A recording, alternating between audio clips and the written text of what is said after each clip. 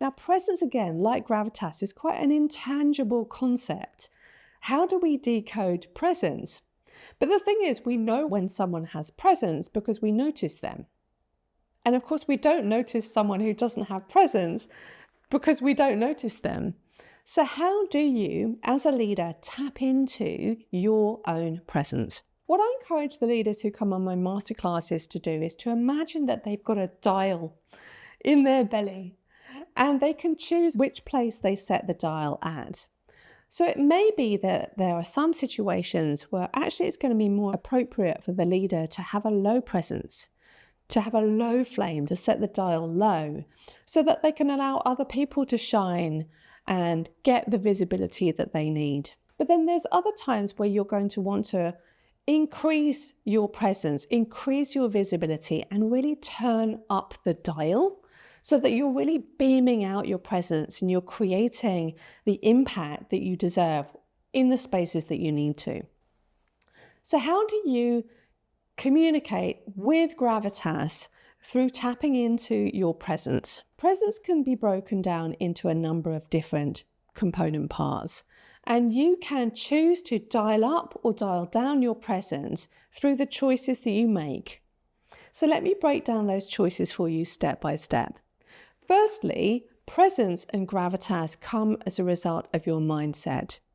If you're distracted, if you're thinking about 300 things at the same time, if you're worried about a conversation that you're about to have, or you're thinking about the other responsibilities that you haven't delivered against yet that day, then that is going to dilute your presence.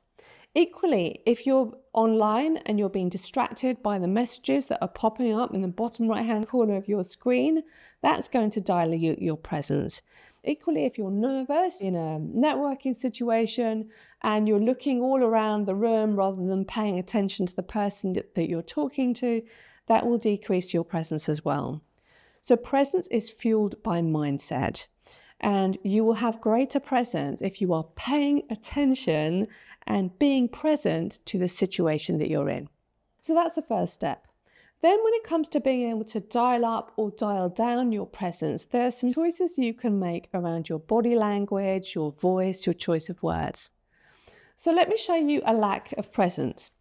If you go into a situation and you've got your hands over your mouth and you've got your body folded in, or maybe you're looking down, or you're looking away, or you're making yourself small. Can you see how I'm making myself small? All of these things are going to decrease your presence. And can you hear how naturally that will have made my voice less loud as well?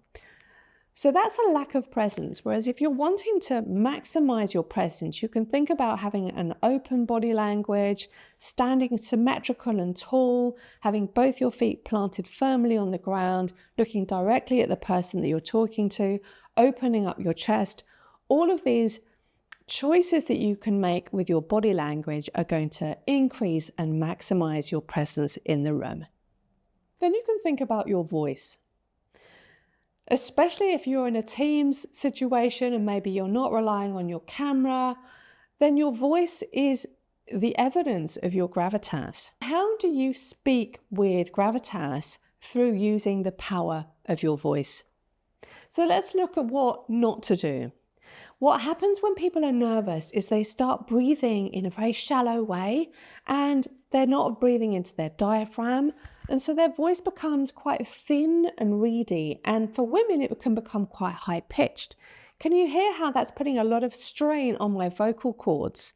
So speaking with gravitas is about choosing to breathe deeply, breathing into your diaphragm, but also choosing to build resonance and variety into your tone of voice. Can you hear how now, as I'm breathing more deeply, I've got more power behind my voice and I'm more able to communicate with gravitas? What that also means is I can create a variety of pitch and tone and pace, and I can also build in some pauses which will lend gravitas to my speaking.